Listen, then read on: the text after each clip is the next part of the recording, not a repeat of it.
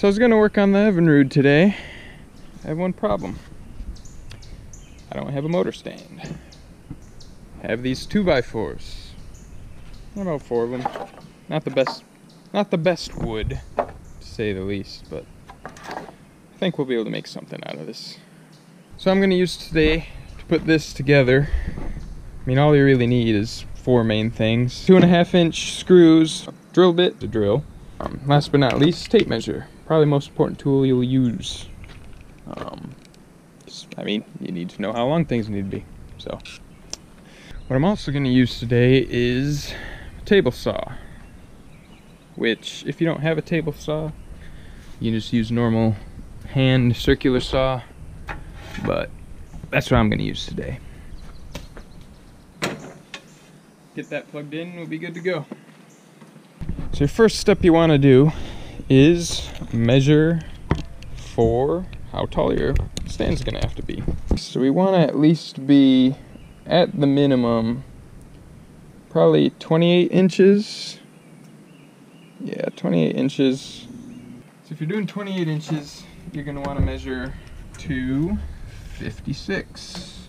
That way, just make 2 cuts. Make the first one, get the total length, and the second one, which will give you both equal lengths pieces of wood. Once you have your table saw set up, got your guide on, got your wood on, got it all marked where you're gonna cut it. Do a couple of quick pass-throughs, just make sure you know where you're cutting. Now you're good to go. As you can see, pretty even. Don't have to be perfect. Now that we got the 2 side posts for the height, we gotta make the next most important measurement, which is the width. If you want to test it with, say, a bucket of water, such as that one right there, you'll have to measure to make sure that the stand can accommodate that water. So we'll measure this out. It's roughly 17 inches across, and you probably want to leave at least 1 or 2 inches in between, just for clearance sake. So we'll make it an even 21 inches. You're gonna have the 2x4s laying down like this on the ground. Yeah, remember to at least add an extra 2 inches to that measurement for each side. So you're gonna want about 25 inches. The beam this big, I'm gonna use my circular saw to cut off the excess just because it's a little bit too much for my small table saw to handle. So we'll measure 25 inches for that middle line.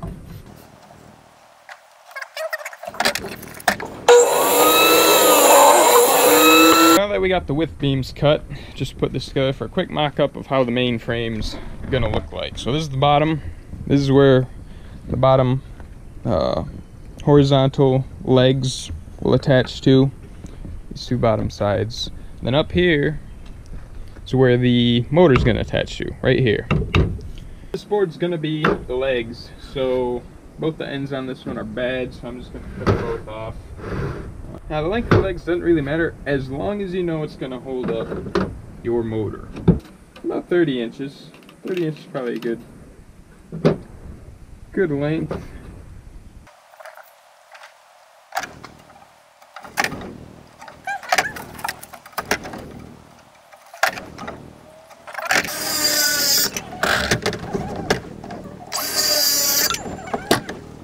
We'll work on putting these together, and then we'll figure out if we need any extra diagonal supports. So first things first, we're gonna line these up the way we did with our mock-up, and then we're going to drill the holes that are gonna be the home for our screws.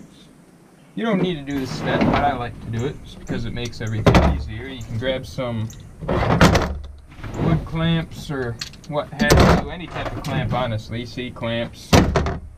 Take it, line up, make sure the corners are square, and attach a clamp.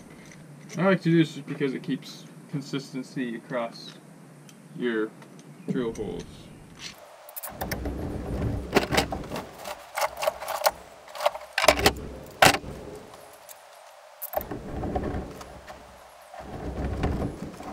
So I'm using the 1/8 inch drill bit to go with these 9 by 2.5 screws. I find they work pretty good together, so and just space them out. Doesn't need to be exact.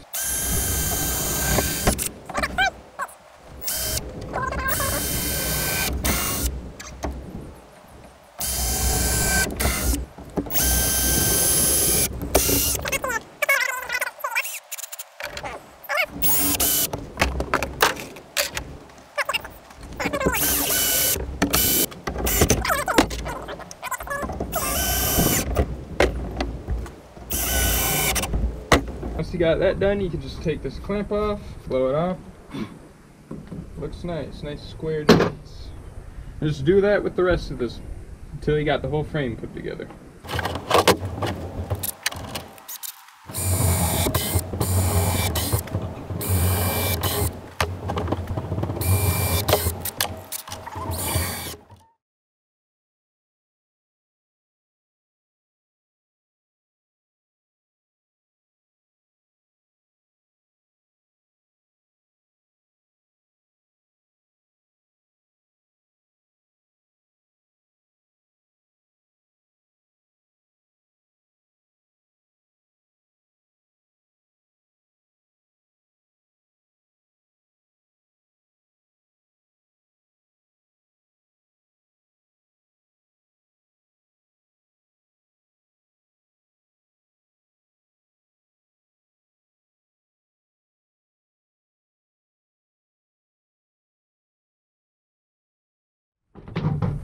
This frame,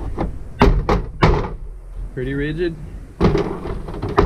Now you'll want to measure each one to find the exact center, which if you measured correctly it should be 15 inches.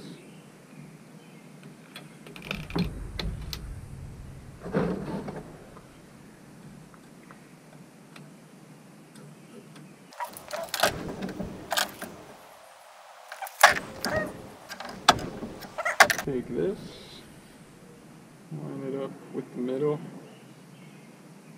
right there so it goes down in between the boards for the center. And then you can probably clamp that.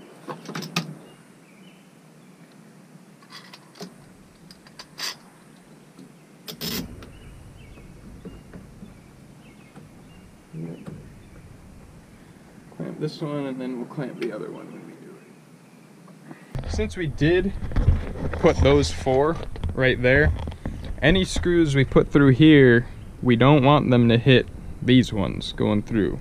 Actually, as long as they're long enough, they can, which these ones, since they do sink a little, they do run into that issue. As you can see, they sink down about 1/4 inch into that wood if you hold it a little too long. So we will want to put these towards the middle. So one right here, one right there probably. And then maybe one in the middle, just to, so we could do one right here, here, and here, kind of a triangle. Just as long as you avoid those.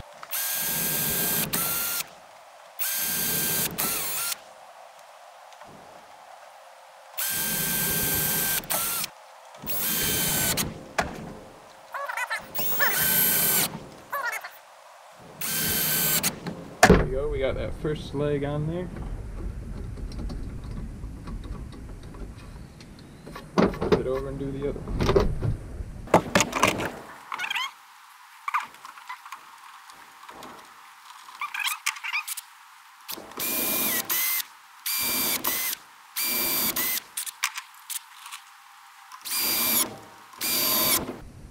Wait, I just drilled it in the wrong hole.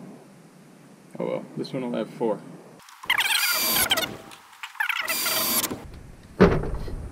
Okay, take that off.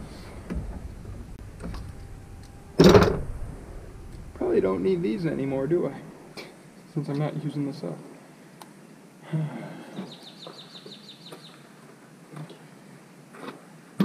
So that engine, motor, probably weighs a good 30-40 pounds.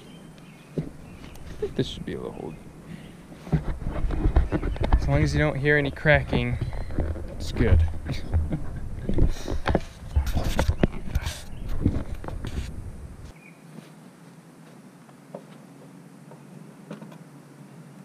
like that. See how she holds the weight.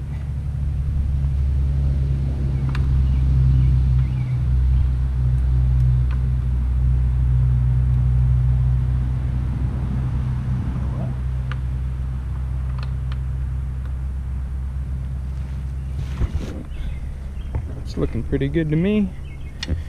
Ain't going anywhere.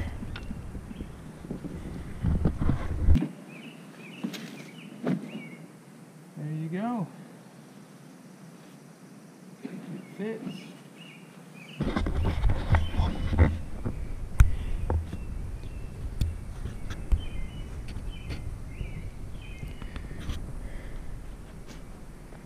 That's pretty much all there is to it. Now, depending on how much your motor weighs, whether or not you're comfortable with it sitting on here, you can probably add more supports, maybe one going down this way diagonally from here to here. But other than that, I mean, doesn't feel like it's gonna go anywhere. Squeaks a little, but hey, not bad for an hour's work. If you're wondering about this boat here, this is probably gonna be one of my upcoming videos. Got it last summer. It's covered in gunk, dirt. It's half buried under the ground when I got it, but since then I've cleaned it out a bit, sanded off some of the old paint. Still got a bit of work to do on the outside. I plan on fixing up leaky spots or whatever and turn it into a fishing boat. Just stabbed myself on a piece of bent aluminum.